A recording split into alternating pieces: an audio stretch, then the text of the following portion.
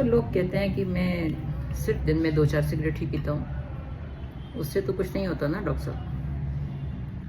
बस कभी कभी पान खा लेता हूँ तंबाकू वाला, तो उससे तो कुछ नहीं होगा। या मजदूर कहता है कि काम करता हूँ डॉक्टर साहब, तो खैनी तो खानी पड़ती है, नहीं तो काम नहीं होता। सो क्या ये सब सही है? आइए बात करते हैं। नमस्कार दोस्तों, मैं doctor Ruby Bansal, infection disease specialist. आज वर्ल्ड नो टोबैको डे है, तो इसी पर बात करते हैं कि जो तंबाकू का सेवन है क्या वो सही है? क्या 1 या 2 सिगरेट सही हैं? थोड़ा सा पान खाना सही है या खैनी खाना सही है? हम सभी जानते हैं कि जो तंबाकू से होने वाले कैंसर हैं वो बहुत ज़्यादा हैं। वो मुंह की ओरल कैविटी का कैंसर हो, जो लोग खैनी खाते हैं या जो लोग पान गुटखा खाते हैं, उनको आपने देखा होगा। इवन आजकल तो सिनेमा हॉल में भी दिखाया जाता है कि किस तरह से पान खैनी गुटखा खाने वाले लोगों के मुंह का कैंसर किस तरह से उनकी शेप बिगाड़ देता है। जो लोग सिगरेट पीते हैं, स्मोकिंग करते हैं, बीड़ी पीते हैं, तो वो उनको फेफड़ों का कैंसर बहुत कॉमन है। फेफड़ों के कैंसर का सबसे बड़ा कारण ही स्मोकिंग होता है, तंबाकू का सेवन होता है। अगर हम कुछ राज्यों की बात करें, जैसे अगर मैं दिल्ली में हूँ, दिल्ली की मैं बात करूँ, तो दिल्ली में पॉल्यूशन इतना ज़्यादा है, तो जो स्टैटिस्टिक्स कहते हैं और जो लोग कहते हैं कि करीब 30 से 40 सिगरेट रोज़ की पीने का पॉल्यूशन जो है दिल्ली में, छोटे छोटे बच्चे सांस की बीमारियों से ग्रसित हो रहे हैं। छोटे छोटे बच्चे को अस्थमा, सीओपीडी और इस तरह की जो हैं सांस लेने में दिक्कत, ब्रोंकाइटिस, इस तरह की बीमारियां हो रही हैं। एलर्जिकल ब्रोंकाइटिस और छींके आना, खांसी होना, इस तरह की बीमारियां होती हैं। तो वो सिगरेट नहीं पीते, परंतु अगर उसके बाद आप सिगरेट भी पीते हैं ऐसे शहरों में, तो क्या आपके लंग्स का हाल होगा?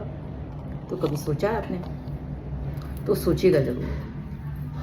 कोई भी नशा, तंबाकू जितना भी लोग खाते हैं, अगर आप उनकी ओरल कैविटी को देखें तो उसमें कहीं ना कहीं अल्सर पाए जाते हैं। प्रॉब्लम क्या है? अर्ली डिटेक्शन नहीं होता है, इसीलिए लोग उस तक पहुंच जाते हैं। जो लोग खैनी गुटखा तंबाकू खाते हैं उसको छोड़ने की कोशिश करें और कम से कम जाके अपना दांतों का, ओरल कैविटी का चेकअप जरूर कराएं। वो बहुत इंपॉर्टेंट है। जो लोग उसको इग्नोर करते हैं उन्हीं को बाद में वो छोटा सा घाव कैंसर में तब्दील हो जाता है। अपने दांतों की केयर नहीं करते हैं, अपनी ओरल कैविटी की केयर नहीं करते हैं, तो वहाँ पर मुंह का कैंसर और जो ओरल कैविटी का कैंसर है वो होने के चांसेस ज़्यादा है। बात करते हैं फेफड़ों की। फेफड़ों का कैंसर का पता कैसे चलता है? डेफिनेटली एक्सरे हमें तब बताता है जब कैंसर काफ़ी बड़ी स्टेज में पहुंच जाता है, काफ़ी ज़्यादा स्टेज में पहुंच जाता है। पर अगर आप रेगुलर स्मोकिंग करते हैं तो सबसे बड़ी बात तो उसको छोड़ने की कोशिश करिए। धीरे धीरे उसको वीन आउट करिए, कम करिए, तो जिससे कि आप अपने फेफड़ों को बचा सकें। और कम से कम अपना, अगर आप क्रॉनिक स्मोकर हैं तो जाके अपने पल्मोनोलॉजिस्ट से, अपने फिजिशियन से, अपने डॉक्टर से मिलिए और वो जो टेस्ट बताएं, चाहे वो सीटी स्कैन है, चाहे वो आपका किसी भी और तरह का टेस्ट, एक्सरे है, तो वो कराकर जो है जांच जरूर कराएं।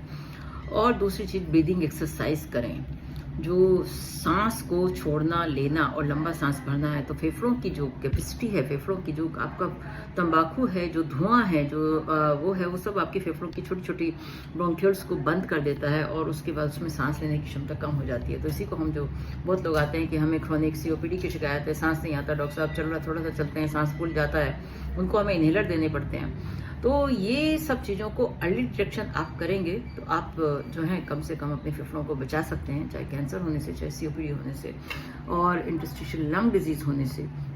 बहुत तरह के इवन फैक्ट्री के पॉल्यूशन भी जो है आपके लंग्स को ख़राब करते हैं। तो आज वर्ल्ड नो टोबैको डे पर मेरी आप सभी से गुजारिश है कि अपने फेफड़ों का ध्यान रखें, अपनी ओरल कैविटी का ध्यान रखें।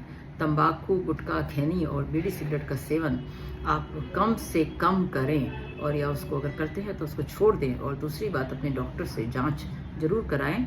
तो इसी के साथ धन्यवाद। मेरे यूट्यूब चैनल को लाइक करिए, सब्सक्राइब करिए और शेयर करिए, और हमें अपनी क्वेरीज भेजते रहिए।